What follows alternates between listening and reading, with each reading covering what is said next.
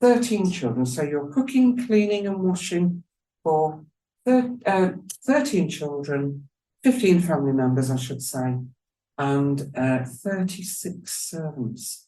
Wow. Who knows the answer to this one? No, I'll tell you. I didn't know this either. I guessed at laundry maid, but I was wrong. It's actually the poor young woman who does all the gutting and plucking, the poor old scullery maid. Yeah.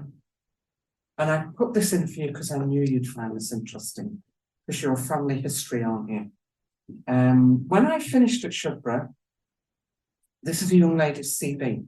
When I finished at Shugborough, we were all made redundant, as I probably told you last time. And I carried on because I couldn't part with Shugborough quite so easily, and started moving things from Shugborough to a new location in Stafford. The museum had to move or remove 10,000 items, and I was helping Helen to catalogue them all. And I used to get photographs of things that I fancied. Yeah. And I said to her, Helen, I love these. I said, I absolutely adore these. And this is the best preserved one out of the ones we were looking at. And it's an earlier one, not the time we're talking about, but it's an example of what a young lady would have taken to an interview with her. It says here at the top, this is to let you know and see what care my parents took of me. Isn't that charming? Yeah. She's aspiring to work in the big house here. So she's sewn in her spare time this, and it's about this big. It's not tiny. And the flowers around the border are proof that if she wants to be a lady's maid, which this young lady was aspiring to be, she can sew the flowers on her ladyship's handkerchief and the initials. She knows how to read and write.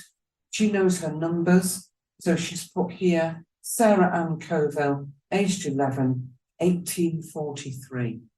Isn't it charming? I love this. Far more interesting than a lot of the other items. It's wonderful. So it's all there, isn't it? She's aspiring to be a lady's maid. Well, at the age of 11, of course, she couldn't possibly be a lady's maid. So what they used to do was take them on at the age, quite an early age 11 or 12, and they'd get to know the layout of the house. They'd get to know all the people. They'd have to work, of course. They might be emptying the gazundas and things like that. But by doing that, they would, as I say, learn the layout of the house, learn who his lordship was, who her ladyship was, how everything worked, and they could fetch and carry and light fires. By doing that in the house, they would get to know all the rooms as well. Yeah, makes sense, doesn't it? And then later on, she would be trained up, maybe if she was in her late teens, she would be trained up when the opportunity arose to become a lady's maid. Not straight away, it would take a few years to train her up. I think it's wonderful. It's really charming. Let's go through the servants and then we'll launch into a day in the life of. The butler's at the top. He's in charge of everyone. And he's earning roughly, in 1872, he's earning more or less £60 a year, maybe 58, 59, something like that. The housekeeper, whose job was to be in charge of the female servants, would earn approximately half of that, maybe a bit less. Then there's the French chef. He's bonkers. He was recorded as being quite mad. Very, very flamboyant. But a lot of the big houses in this era, employed a French chef because Queen Victoria did so. So they're copying Queen Victoria. And he earned about £200 a year in comparison to the butler and housekeeper. But the butler was still in charge.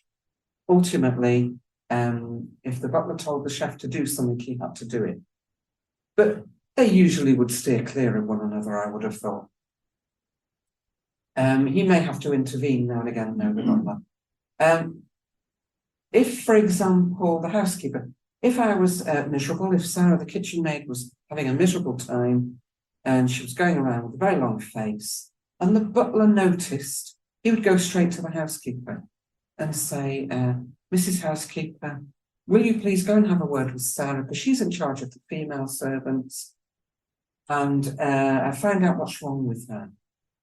And it was according to Sarah's answer what the housekeeper did next. If I'd fallen out with my friend Eliza, bang your heads together and get on with it, yeah? If, however, I'd had news from my family, there'd been a death in the family, I was very sad, and I had to go to a funeral, then that had to go back to the butler. And that was the housekeeper's decision, obviously, on what the situation was, as to what she did. And the butler would then arrange for cover for Sarah to go to the funeral. So that's basically how the housekeeper worked. She had many duties, of course, very, very many duties, but she was ultimately in charge of all the female staff. Governess, well, she would be earning probably somewhere around £30 a year, maybe 35. The lady's maid, a little bit less, maybe 28, 27. The footman, slightly less. And then we're going down, aren't we, to the housemaids, laundry maids and kitchen maids. They would earn around about £12 a year. The gardeners and stable boys, maybe a little more, maybe because they're men and because they're doing very hard work. They might earn a little more, maybe 17 or 18 pound a year. But the poor old scullery maid, not only has she got the worst job, she's on £8 a year. I'm going to tell you a quick story about that. They came to me and they said, Jude, you're always Sarah, the kitchen maid. You kind of typecast her now, haven't you? Would you please go on TV? Because they did a programme about all the horrible jobs back in the Victorian days, the vile jobs that they were to do. And they had cited the scullery maid's job as being vile. It was vile. And I'm going to explain just one of the things that she had to do. And that was prepare the pig's head for the feast, for the middle of the table. I've looked at it many times, the pig's head on TV and not thought anything of it. But without having it explained to me what I was going to have to do, I said, no, I'm not doing it. No, don't do TV. I'll stand here and talk to you guys all day long, but I'm not going on telly. Still won't go on telly. I work for Hanson's auctioneers now, and they're always saying, Jude, will you go? No. Jude, will you go in the room? No. TV cameras are in there. I'm not going in there. I just won't do it. And I was very pleased. I said no, because lots of the others wanted to go on telly and they jumped at the chance. And the other lady that was chosen came to me afterwards and she said, Jude, I'm so glad you didn't go, because she said, you're squeamish, aren't you? Well, right. Yeah, squeamish.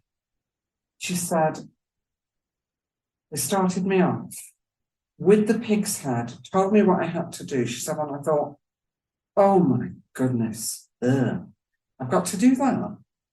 And she said, I started doing it. She said, and I couldn't do it. Ran outside and I was sick. So I couldn't do it. She said, so you, no way. They'd have only told me what I needed to do and I'd have run outside. So I'm quite pleased I didn't do that.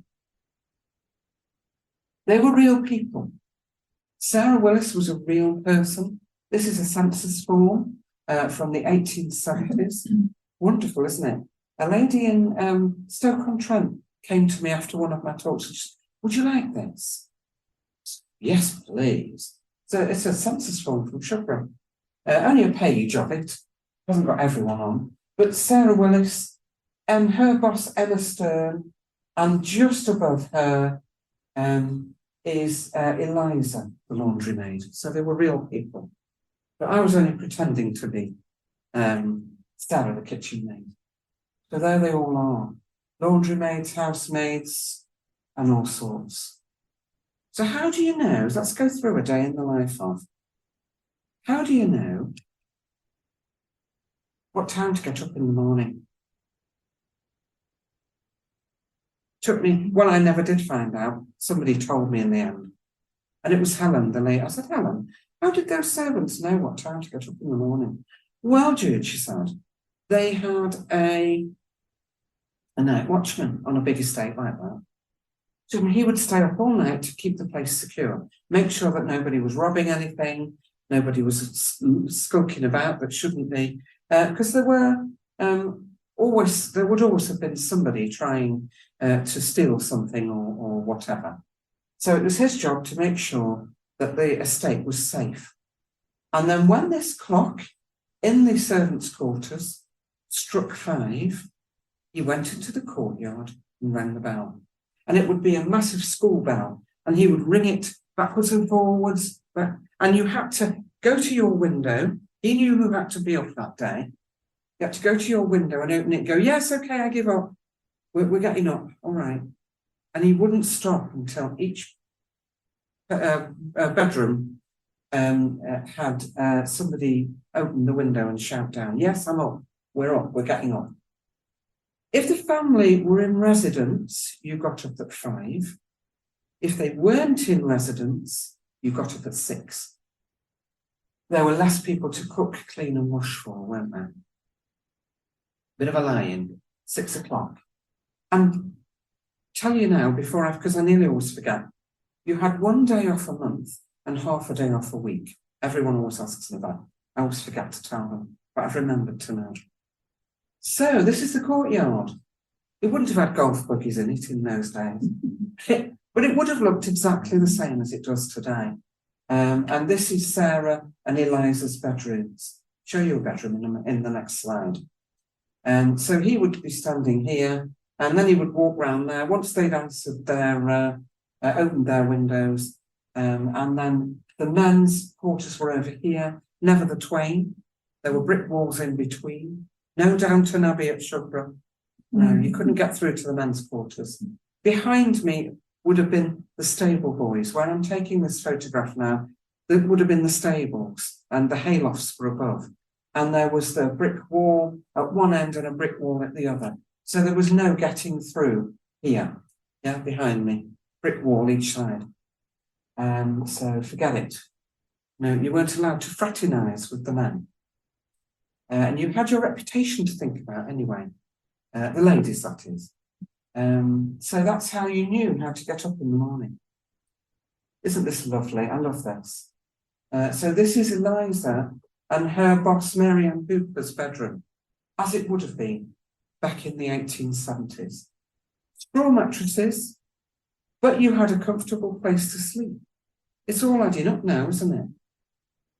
You had a clean, comfortable place to sleep on top of a decent meal, well, plenty of decent meals, your wages once a year, and your uniform, and you're clean, and you're breathing in clean air. Anybody want to be a servant yet? No, I'm not selling it, am I now? But hey, this is a bedroom. This is lovely. I love this. You've got your straw mattresses, and you've got, there's a fireplace there, but there was never a fire lit. You weren't allowed to light a fire. Now, that's not because the family were mean. It was because the family were very afraid of fire. There had been a fire in the servants' quarters when they were newly built in the late 1700s, and they'd had to make an insurance claim, and it scared them a lot. So after that, they said no more fire. Servants can't have fires. There's too many of them to risk. I love it. Ignore the radiator, because that wouldn't have been there. But this is I took this photograph because as a servant, this would be your lockable box. And your key there would go on a string round your neck. And this was your only privacy. Lovely, isn't it? I love this. And a female servant, had pockets. Your ladyships didn't. They didn't have pockets. So in some ways, I wouldn't want to use the word freedom, but in some ways you had more say in your life than her ladyships did. Ladyships had no pockets because they weren't expected to need a pocket for anything, not even a key. Housekeeper had all the keys. This is your letter from home. This is where you'd keep your wages as well. So it paid you to keep that safe. Not going to insult anyone's intelligence you know what this is. But it's great when I have younger people to talk to and they don't know what it is. Yeah. This is a slightly fancy wash stand. It would have been plainer than this, but it was just there to show people what the servants would have used to washing on a daily basis. So you had a quick wash in the morning. Imagine if you had to break the ice. Ouch. This, of course, is a candle holder as well. So you had a candle holder. I didn't know what this was. Anybody know? I thought that, yeah, but it's your bath. I said, don't be silly to the lady I was with. She was showing me around when I first started. I said, don't be silly, that's not a bath. You can't sit in there. She said, you didn't sit in it. You stood in it and washed all down. But at least you had your own clean water to wash in. We know what went on in the Victorian homes, don't we? Yeah, my dad used to tell me that if, his mum told him stories that if you were the youngest one in the family, the smallest, you got the dirtiest water. Yeah. This, you had clean water in, just for you. And once you'd had your bath, your colleague would go and get another fresh load of water. And it would be warm water. And you got your clean towels as well. So that's your clean towel to wash and dry with. Great, isn't it? So I'll show this soap later. Poor scullery maid. She had to peel all the vegetables for the servants' lunch to be cooked by 1 o'clock. So 36 servants, she's got to peel all those vegetables before 1 o'clock. Ouch. Along with all the other horrible plotting, that's a new one, plucking and gutting that she had to do. I'm just showing you her room. I'm going to run through in a moment Sarah's day. This is the scullery. This is where all the deliveries would go as well. Men were not allowed, or anyone for that matter, were not allowed into the kitchen beyond this door here, dirty boots on. So all the deliveries went into this room. She was responsible for all of that. So Sarah's day. Briefly go through Sarah's day, then Eliza's day. Sarah's first job was to light the range. So when I got to work, I hastened to add at 10 o'clock in the morning, 9 o'clock. But when I worked at Shubra and was in the museum, and if I was in the kitchen for the day, I lit the fire. That was my first job. But Sarah's first job would be to light the fire, clean it all out, and get it going. Long before Chef came down, I hastened to add. He would be down in order to sort out the family breakfast, but he wouldn't be there at 5, probably more like 7. But he'd probably left his instructions anyway. Basically, Chef was responsible for the family meals, and Sarah and her boss were responsible for the servants' meals. That's your rule of thumb.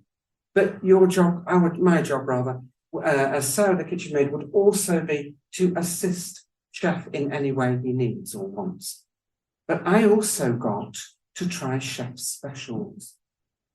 Yeah. If he's doing a new recipe for the first time, Sarah and her boss would get to try it. Yeah, it might account for some of the waistline. So these are the stops. When you pull these stops out here, when I would pull these stops out to get more air into the oven, to get the ovens hotter. So these are the 2 ovens. They're only very small. The shelves are only about 6 inches high each, top one and a bottom one. You can't go and put a whacking great joint of meat in there. This is for your meat. His lordship insisted that every servant had 1.5 pounds of meat every day. So vegetarians need not apply. Don't bother. if you're a vegetarian. A lot of that would have been pork, but there would have been some cheaper cuts of beef as well. So stewing beef maybe. And when you pull these stops out and heat the ovens up more for different things, I wonder if that's where the expression pulling all the stops out comes from. I don't know. It's quite a good guess though, isn't it? Church organ. Oh, it's a church organ, but it's not that bad. So you guys know more than I do. So yeah, interesting. So that's her job. She has to keep that lit all day long as well. She has to keep topping it up from here with coal all the time, all day long. She can't let it go out. So let's run through the food, breakfasts. So they're up at 5 if the family are home. Chef comes down and the family breakfasts are put on the table by 8 o'clock. So that's a lot of hard work, isn't it? 15 breakfasts or, servers put out so that they can help themselves. That's all got to be done. Then at 9 o'clock, there's a cold breakfast for the servants. That's a lot of food already, isn't it? We've only just started. At 12 o'clock, there's a cold luncheon for the family, for all the family. And at 1 o'clock, there's a hot meal for all the servants. Then at 4 o'clock, the family have their high tea, their afternoon tea. Then at 8 o'clock, the family have their main meal with 3, 4 or 5 courses, whatever chef decides. And then at 9 o'clock at night, the servants have your cold supper. It's a lot of food, isn't it? There's a lot of washing up to do as well. I worked it out to somewhere around 170 meals a day. Not everyone, as in, i.e. the servants, ate indoors or in the servants' quarters. Some of them, with muddy boots or smelly clothes, would have their food taken out to them. If you were a stable boy or a gardener, you'd have your food taken out to you. You'd eat it somewhere in the stables or wherever. You'd have a little meeting place, somebody take it to you. The household servants ate in the servants' hall, and the servants who worked in the kitchens would eat in the kitchen. I just love these pots and pans. I adore them, don't you? They're gorgeous.